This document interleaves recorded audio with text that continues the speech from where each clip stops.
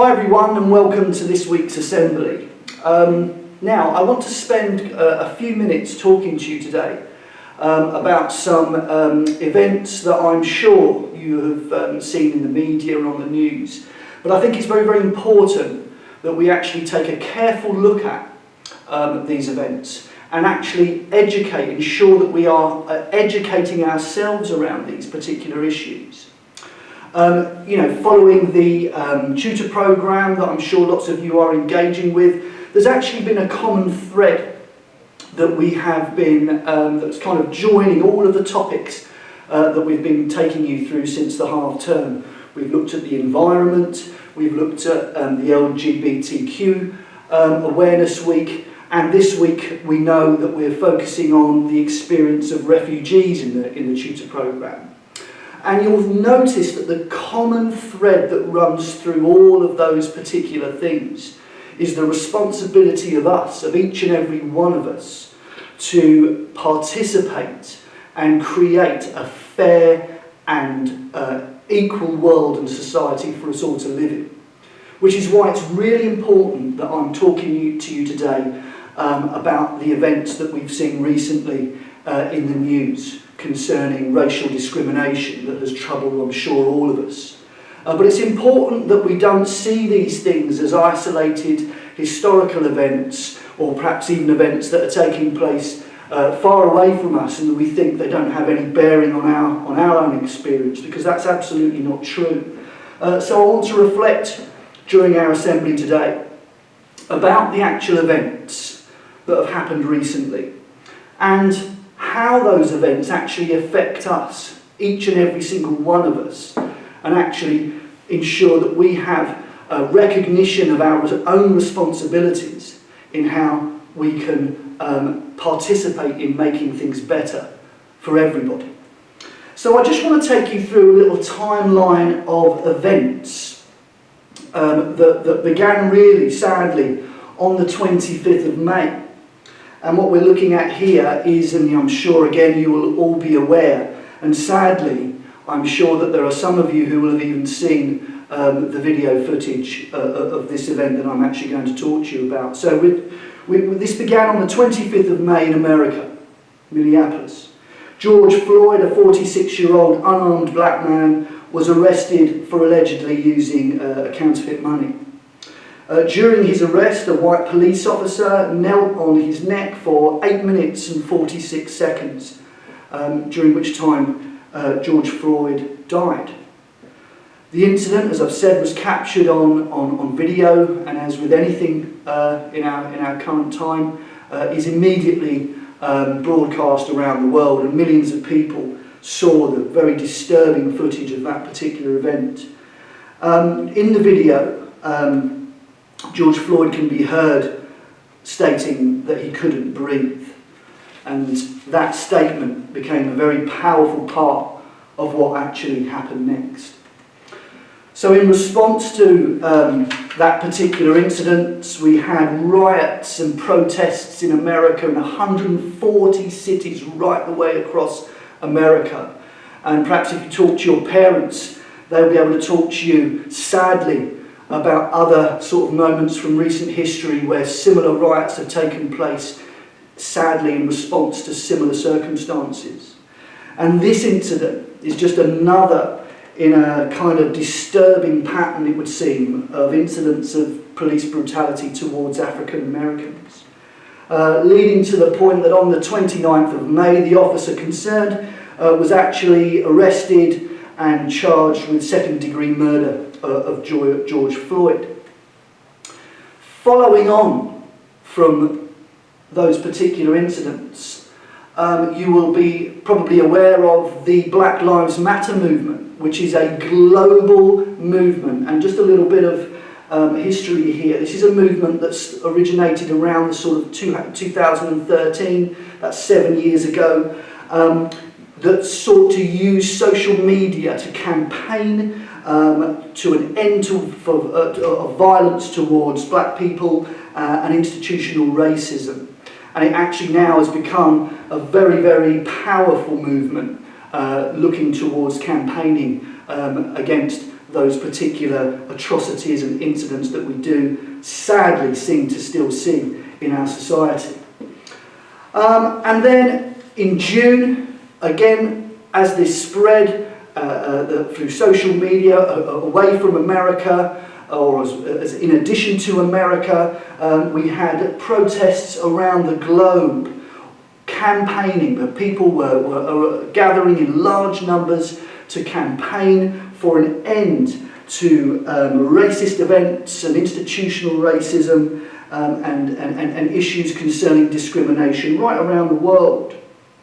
Here in major cities in the UK, hundreds of thousands of people gathering. Despite the pandemic, feelings were so strong. People were gathering to protest and urge all aspects of society to address institutional racism.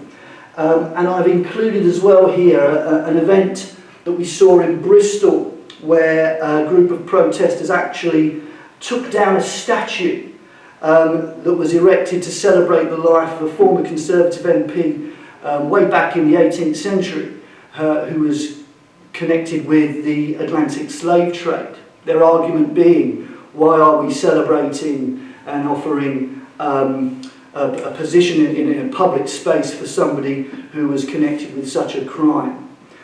So, there's been an awful lot of discussion and debate then around the morality and the ethics of our public statues.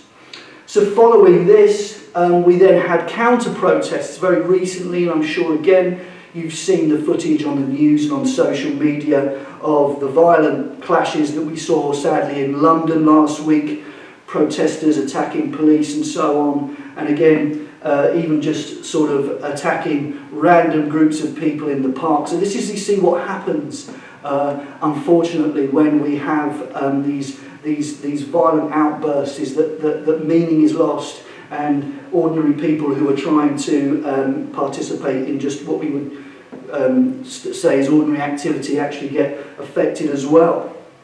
Really, really disturbing. But actually in that, and in those moments, and if you look hard enough, you will always see a sign of hope, which we see here in this photograph. This is a gentleman called Patrick Hutchinson, who was in attendance on a protest promoting the Black Lives Matter agenda, and he actually came upon a group of counter-protesters who were arguing against them and actually becoming very, very sort of aggressive towards the group, and one person here became very, very unwell, and Patrick Hutchinson, you can see here, actually effectively attempting to save his life, which is an enormously powerful message that teaches us about the strength of the human spirit that lies within all of us. So you can see there is an awful lot of troubling activity that we've seen in our society around the globe over the last month, and this is on top of obviously all the things that we're all dealing with the coronavirus. So I say to you again, we need to think about what this means for each and every one of us. These big global events, how do they form part of our lives? And I would say to you this, and this is very, very clear.